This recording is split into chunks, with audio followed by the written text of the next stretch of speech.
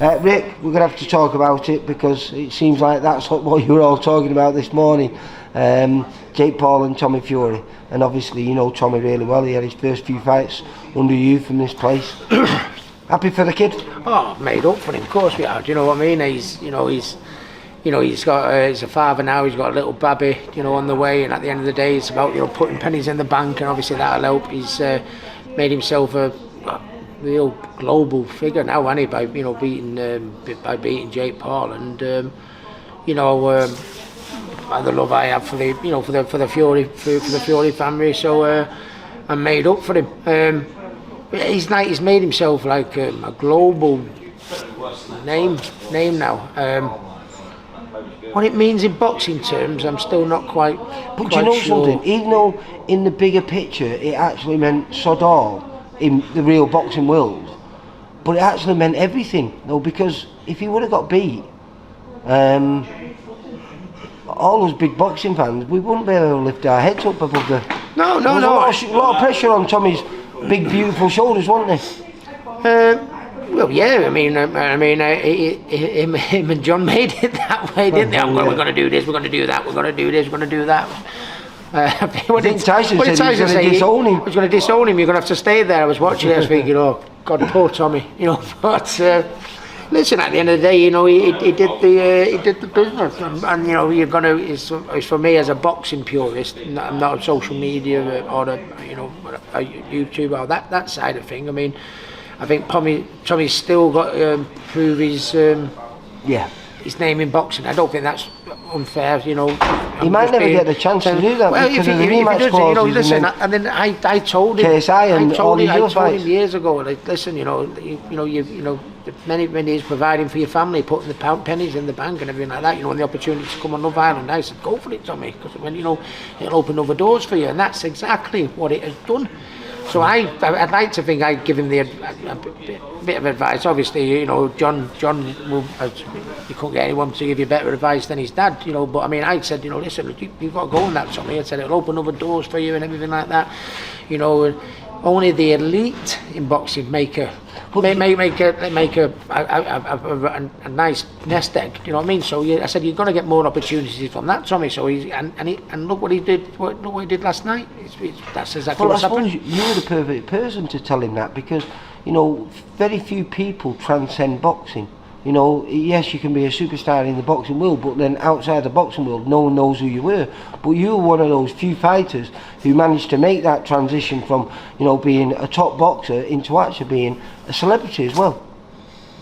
Yeah, it's about it because I had the fan base and it's like there was no and I get the way social media is, and this day, but I mean it wasn't about when I was out, and I still had a fan base, which makes me feel very, very proud. And sometimes when you see like that, so as a boxing as an old school boxing type fan, I mean, I was proud of Tommy last night. I was with me and my mates went and watched it in a bar in Manchester. It was great to see all the Manchester people all cheering him. We were, come on, Tommy, come on. It was great. But I mean, let me finish. It did well for his popularity, Lee, and his global, his status and his stuff like that. But has he made any moves forward, boxing wise? No, he probably hasn't. No, but it's like a car crash, isn't it? You've all got to look, and that's what it was. I mean, here we are in the boxing gym, and you're all this morning. That's the only thing that everyone was talking about. So obviously they're doing something right. Yeah, of course. But as you said, to me as a purist, it doesn't really interest me. But I was glad that Tommy won. Oh, of course, we were made up, and it was nice to. I'm only speaking because I was in Manchester with my pals. We got a table, sat in one of the bars, and and watched the match on, and it was watched the fight, beg your pardon, and it was absolutely packed. And there's only one Tommy Fury. It's I mean, listen, he's a Fury. We love the Fury family, and he's a Manchester lad. And listen, whether it's they're fighting for the championship of the world or a big, massive event like that was, he's putting Manchester on the map. Of course he is. He's putting Manchester on the map again. For you, quite a big month, the month of March, because I'm down here catching up with Bayern. Jack wasn't in today, but Jack Murphy and Aaron Cleo are both fighting on the March the 11th. Yeah, both. The week before that you got Ibby out in Oldham.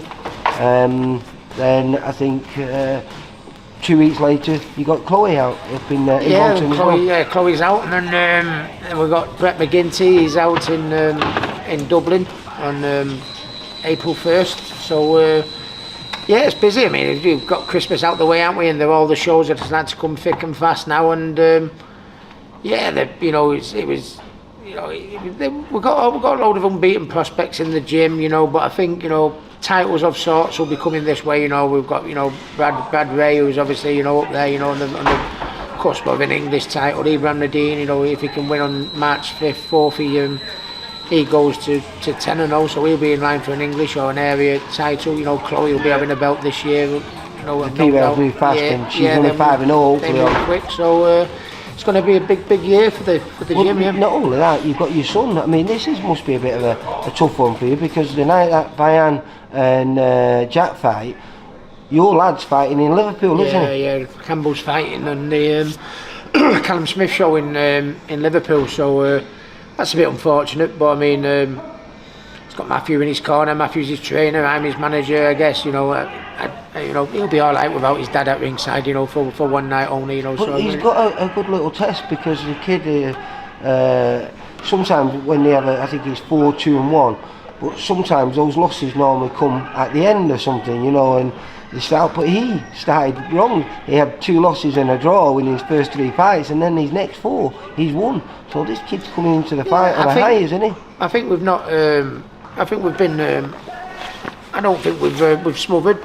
You know, Campbell. You know, like you say, it's our job as his manager and Matthew as his trainer. You know, to get the right fights. You know, for his progress, for improvement and stuff like that. But you know, we're still a little bit old school in the sense, you know, listen, you know, we want tests, you know what I mean? Tests for Campbell, for him to improve, and we want people, you know, sometimes, you know, you have them journeymen that, you know, the 1-6, lost 40 type records, and, you know, and you might as well stay in the gym and hit the bag, you know what I mean? And without being disrespectful. I know you've got to fight them type of opponents, we've all got to go through that.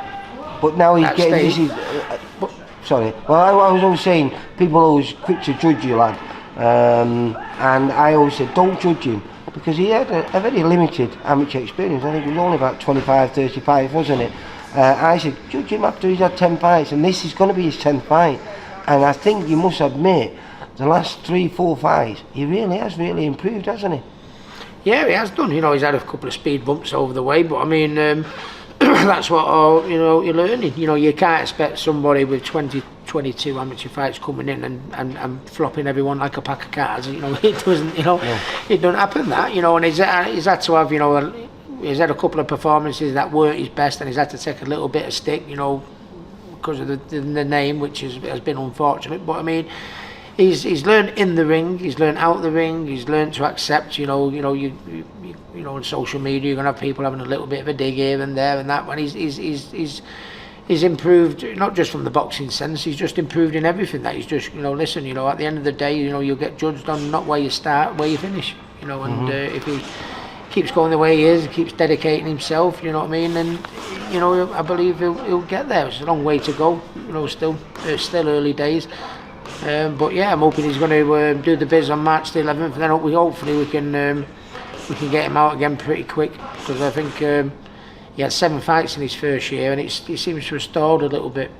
You know, he had 7 fights in his first 12 months, and I think he's had 1 fight in the last 5.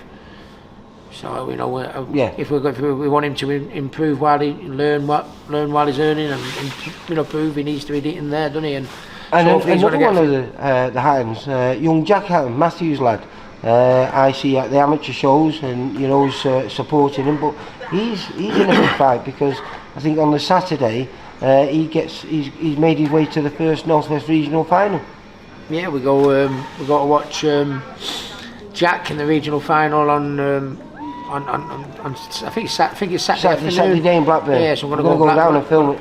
I'm going to go to Blackburn, and then I'm going to shoot back up then for the Ibby's fight in Oldham. So busy day for me Saturday, but yeah, Jack's flying the Hatton flag. He's coming on leaps and bounds, isn't he? Yeah, I think he's had, you know, 12 wins and one defeat. I didn't even have that at the start of my amateur career. No, he's doing really well. But and he's such a quiet, nice kid as well, isn't he? You wouldn't think he was a boxer. No. To him. He listens and he learns and he listens. You know, he does a bit with. You know, they're doing a great job there at the Elite Boxing Club. You know, with Stady Bridge and Steve Brady, they're doing a good job with him. The boys down there, and he does a little bit with me, and he does a little bit with Matthew, and he listens. He's like a sponge. You know what I mean? He listens to everything. You know, wish we could have a gym full of little jacks, and but no, he's doing well, and it's. I think we laugh about Jack. We call him the problem. for other reasons, but it's nice to see him because of the boxing, and that's always the case with boxing. He's developing in boxing, he's improving in boxing, and seeing him turn. He was 15 the other day, and seeing him turn into the you know, seeing him developing as a young man coming through, as you know, as his uncle, makes me feel very, very proud. You know, not just what he's doing in the boxing ring. I think just in general, seeing him.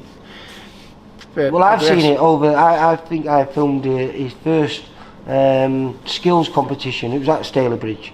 It was on the undercard of the championships. You know, sometimes they have a support card on, and he's totally unrecognisable from when he first started. He's quite vicious, isn't he? Yeah, he was a little bit gangly and a little bit arms and legs and everything. Now he's using that reach. He's stiffening the shots up. He's shortening the shots up in close. He's he's quite spiteful.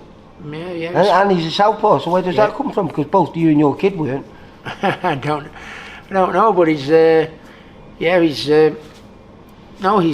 improving. It was, you know, I mean, at first he gave it a go, and at first I thought, I'm not too sure if our Jack's going to take to this boxing game. I obviously do him no harm, because, you know, boxing, isn't it? You know, what boxing does for us all, whether you have one fight or 101 fight, boxing does for you. You benefit in other areas, don't you? But I thought, might not be suited to Jack this, but by God, we was wrong with that one. Yeah. No, I must admit, it's like ducks and water for him, and like I say, he's such a nice kid and so enthusiastic, and like I say, I just see the improvement with each fight, and he's beginning to look nasty in there. So, and showed quite a lot in winning the quarterfinals to get to the final.